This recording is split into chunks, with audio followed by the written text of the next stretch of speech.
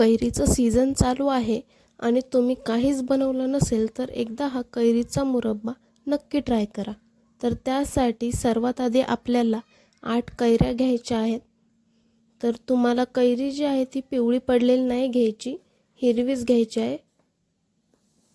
तर हे बघा इथे मी 8 कैऱ्या घेतल्या आहेत आणि त्याला आपल्याला सर्वात आधी धुवून आणि मग नंतर ह्याला छिलायचं आहे.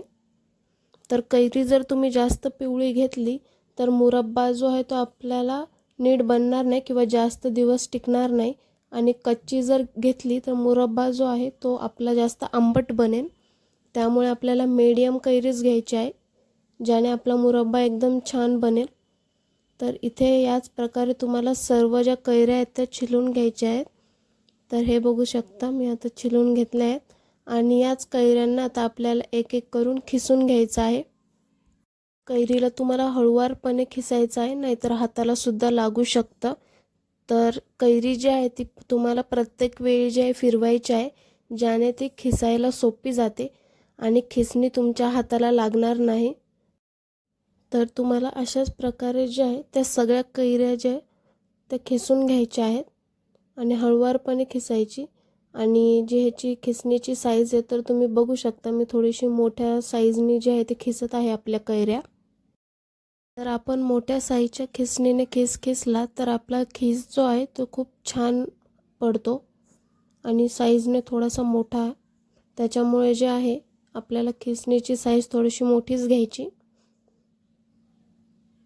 तर याच प्रकारे तुम्हाला सर्व कैऱ्या ज्या आहेत त्या हळुवारपणे खिसून घ्यायच्या आहेत. तर हे बघा एका कैरीचा एवढा खिस निघतो. याच प्रकारे आपल्याला बाकीच्या कैऱ्या सुद्धा खिसून घ्यायच्या आहेत. तर तुम्ही जी कैरी आहे ती जास्त कच्ची घेतली तर तुम्हाला साखरेचं प्रमाण जास्त लागू शकतं आणि ती खायला सुद्धा छान नाही लागणार. तर हे बघू शकता तुम्ही किती छान आपला खीस जो आहे तो तयार झालेला आहे.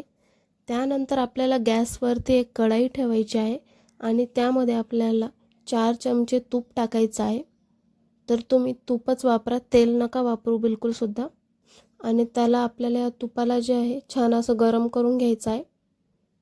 जर तुम्ही कैऱ्या मोजून घेतल्या असतील म्हणजे किती किलो वगैरे घेतला आहे तर तुम्हाला मोजायची गरज नाही. मी कैऱ्या ज्या आहेत त्या किती किलो आहेत त्या मोजून घेतल्या नव्हत्या, त्यामुळे आपल्याला वाटीने ज्या आहे त्या मोजून घ्यायच्या आहेत. आणि खीस मोजायचं आणखीन एक कारण म्हणजे आपल्याला साखर किंवा गूळ किती प्रमाणात टाकायचं आहे त्याचा आपल्याला अंदाज एक येऊन जाईल. त्याच्यामुळेच तर मी तुम्हाला दाखवतेच की आपला कैरीचा खीस जो आहे तो किती तयार झालेला आहे. तर मी ते एक एक वाटी जे आहे ते मोजून डायरेक्ट कढईत टाकत आहे. तुम्ही पहिले मोजून घेतला आणि मग सर्व एकत्रच टाकलं तरी चालेल. तर ह्याने जे आहे आपल्याला एक अंदाज येतो की नेमकं आपल्याला किती साखर टाकायची आहे. जर जास्त गोड झालं तर आपल्याला खावं नाही वाटत मुरब्बा. तर इथे जे आहे माझ्या 6 वाट्या कैरीचा खीस जो आहे तो बरोबर झालेला आहे. तर ह्याला छान सर्वात आधी आपल्याला तुपात परतवून घ्यायचं आहे आणि गॅसची फ्लेम जी आहे ती सध्या लोच ठेवा. त्यानंतर यामध्ये आपल्याला 6 वाटी कैरीच्या खिसासाठी 3 वाटी साखर घेतली आहे. जर तुमची कैरी जास्तच आंबट असेल तर तुम्ही साखरेचं प्रमाण वाढवलं तरी चालेल.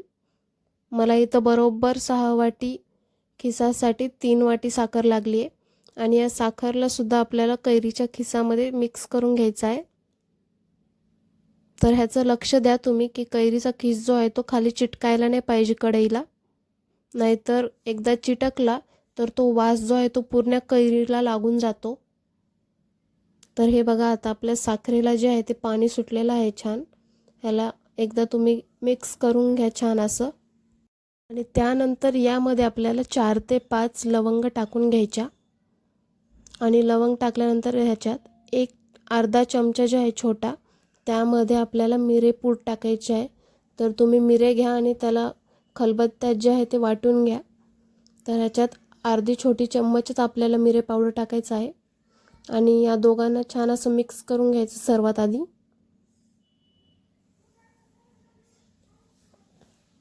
हे मिक्स झालं की यामध्ये आपल्याला विलायची पावडर टाकायचं आहे. तर हे मी 1 चमचा घेतलेला आहे, छोटा चमचा. तुम्ही तुमच्या आवडीनुसार सुद्धा टाकू शकता, तुम्हाला किती वाढवायचं काही नाही. आणि या विलायची पावडरला सुद्धा छान असं मिक्स करून घ्यायचं यात. तर ह्याने आपल्या कैरीच्या मुरब्ब्याला जे आहे ते खूप छान असा सुगंध येतो आणि चवीला सुद्धा खूप छान लागते हे टाकल्यानंतर. तर ह्याला सुद्धा छान मिक्स करून घ्यायचं. आपल्याला 9 ते 10 मिनटं लो फ्लेमवरती शिजवून घ्यायचं आहे आणि ह्याचं पाणी थोडंसं आटलं की आपल्याला ह्याचा गॅस बंद करून घ्यायचा आणि याला थंड होऊ द्यायचं. तर इथे बघू शकतात आपला कैरीचा मुरब्बा किती छान दिसत आहे आणि चवीला सुद्धा खूप छान लागतो. तुम्ही ह्याला काचेच्या जारमध्ये भरून ठेवलं तरी चालेल. जर तुमच्याकडे नसेल काचेचा जार तर तुम्ही ह्याला प्लास्टिकच्या जारमध्ये भरलं तरी चालेल. तर ह्याला तुम्ही पोळीसोबतसुद्धा खाऊ शकता किंवा जेवताना तोंडी लावायला सुद्धा घेऊ शकतात. तर तुम्हाला आपली रेसिपी आवडली असेल तर चॅनलला आपल्याला सबस्क्राईब करा आणि रेसिपीला लाईक शेअर नक्की करा. अशाच नवनवीन रेसिपीज बघण्यासाठी. कैरीचा मुरब्बा चवीला खूप छान लागतो, तर तुम्ही घरी एकदा नक्की ट्राय करून बघा.